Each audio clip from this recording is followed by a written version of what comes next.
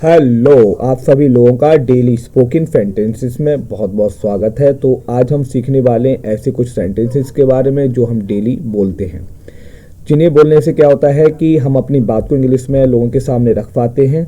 अगर हम इन सेंटेंस को ढंग से सीख लेंगे और इनको याद कर लेंगे तो हम बिना हेफिटेट मतलब बिना हिचक के किसी भी तरह की मतलब परेशानी के इंग्लिश को बोल सकेंगे। तो हम सबसे पहला सेंटेंस लेते हैं, जैसे यहाँ पर आपको स्क्रीन पे दिखाई दे रहा है, एज यू प्लीज। इसका सीधा सा अर्थ है जैसे आपकी मर्जी। तो ये सेंटेंस हम कब और कैसे बोलते हैं, ये हम सभी को जैसे मालूम है कि जब मान लो कि कोई किसी तरह की हम किसी को परमिशन देना चाह रहे होते, जैसे मान लो कि हमारा पेन उधार लेना चाह रहा है या पेन हमारा यूज करना चाह रहा है, तो वो मांगता है can I borrow your pen, तो हम इस तरीके से सेंटेंस को बोल सकते हैं एज यू प्लीज। मतलब हम इंग्लिश में कहना चाहते हैं कि जैसी आपकी मर्जी, मतलब या आप जैसे मान लो हमसे कोई सुझाव मांगता है तब भी हम इस तरह के सेंटेंस को बोल देते हैं एज यू प्लीज। इससे वो समझ जाता है सामने वाला व्यक्ति कि हाँ, आप उसे जो सुझाव देने की मतलब आपसे सुझाव लेने की बात कर रहा है, तो आपका उसमें जो सजेशन है वो ये है, उसी की मर्जी पे आप उसे छोड़ रहे हैं। अगला सेंटेंस हमारे पास में नंबर 2, इसमें जैसे लिखा हुआ है, oh I am sorry I have got a bit late. तो ये सेंटेंस इस अर्थ में बोला जाता है कि माफ़ कीजिएगा, मुझे थोड़ी सी देर हो गई। मतलब जैसे कहीं आप जाते हैं और जाने के बाद में और समय पर नहीं पहुंचते हैं, तो आप उससे माफ़ी मांगते हुए बोलेंगे कि oh I am sorry I have got a bit late. अब नेक्स्ट वन सेंटेंस हमारे पास में, आई बैग योर पार्डन, माफ़ कीजिएगा। ये सेंटेंस ज़्यादातर हम जब यूज करते हैं जब हम किसी टेलीफोन वगैरह पे बात कर रहे हों और फिर हमें उसकी आवाज़ ढंग से अगर नहीं सुनाई दे रही है टेलीफोन में, जो भी व्यक्ति हमसे बात कर रहा है, तो हम इस तरीके से बोलते हैं इंग्लिश में, आई बैग योर पार्डन, माफ़ कीजिएगा, आपकी आवाज़ क्लियर नहीं आ रही है, आपकी आवाज़ पूरी तरह से मैं सुन नहीं पा रहा हूँ। तो वो व्यक्ति सेंटेंस को सुनने के बाद में तेज़ी से बोलना शुरू कर देगा, जिससे कि आप अच्छे तरीके से सुन पाएँ। तो अगला हमारे पास सेंटेंस है, हम उसके बारे में बात करेंगे, would you please speak slowly. मतलब सीधा ये है कि क्या आप धीरे बात करेंगे या क्या आप धीरे बोलेंगे।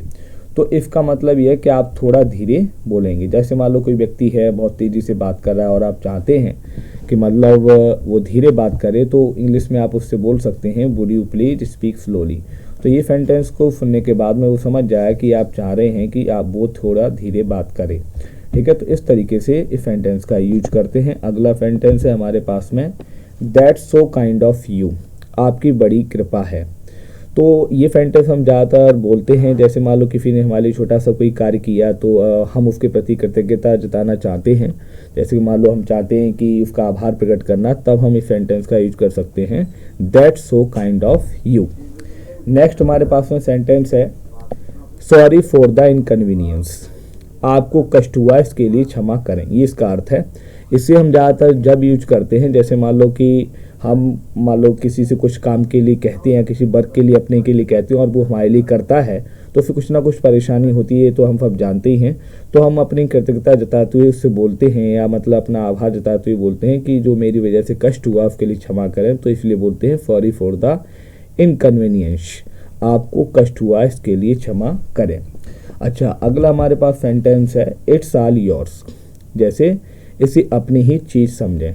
जैसे मान लें कि हमारा कोई गेस्ट आता है और वो बार बार हमसे किसी चीज़ के बारे में पूछता है, तो हम क्या चाहते हैं कि वो हमारे घर की सारी चीज़ों को अपने ही तरह से मतलब यूज करे, बिना किसी हिचक के या बिना किसी मतलब परेशानी के साथ। तो हम उससे बोल देते हैं इट्स ऑल योर्स, मतलब ये तुम्हारा ही है या अपना ही समझें, इसे आप यूज कर सकते हैं। अगला हमारे पास सेंटेंस है, हम बोलते हैं इसमें या तो ग्लेड बोलते हैं अथवा इसमें नाइस बोलते हैं। जैसे हमने पहले लिखा हुआ है ग्लेड, तो आप चाहें ग्लेड बोल सकते हैं इसमें या फिर आपको नाइस बोल सकते सेंटेंस को पूरा कर सकते हैं। तो हम पहले ग्लेड GLED बोल करके ग्लेड वाला जो है फिर बोल करके सेंटेंस कंप्लीट करेंगे। तो ऐसे होगा, ग्लेड टू मीट यू, मतलब आपसे मिलकर के खुशी हुई, या फिर नाइस टू मीट यू। इस सेंटेंस को भी हम बोल सकते हैं कि आपसे मिलकर बड़ी खुशी हुई। इसका साफ सा मतलब है, ये सेंटेंस हम ज़्यादातर जब यूज करते हैं, जैसे मान लो हम किसी से मिलते हैं पहली बार या फिर दूसरी बार, तो हमें मतलब आभार प्रकट या हम खुशी व्यक्त करना चाहते हैं अपने अंदर की, तो हम बोल देते हैं ग्लेड टू मीट यू अथवा नाइस टू मीट यू से बोल करके अपनी खुशी को प्रकट कर सकते हैं। अगला हमारे पास सेंटेंस तो नहीं है, तो thanks for watching video, please subscribe my channel. तो अन्य इसी तरह की वीडियो देखने के लिए मेरे चैनल को सब्सक्राइब करें और इस वीडियो को शेयर करें। तो मिलता हूँ अगली वीडियो में अगले डेली स्पोकन सेंटेंसेस के साथ में। आप वीडियो पॉज करके इन सेंटेंसेस को नोट कर सकते हैं। मैं एक बार फिर से आपको ये सारे सेंटेंसेस दिखा देता हूँ। तो शुरुआत से यहाँ जैसे मैंने की थी, तो पहला सेंटेंस हमारा ये है, एज यू प्लीज, जैसी आपकी मर्जी। दूसरा हमारे पास था, oh I am sorry I have got bit late.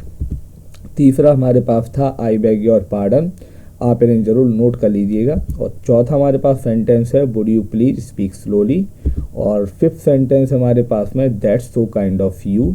और सिक्स वाला जो सेंटेंस हमारे पास है, सॉरी फॉर द इनकन्वीनियंस। और सेवेंथ जो है हमारे पास में, इट्स ऑल योर्स।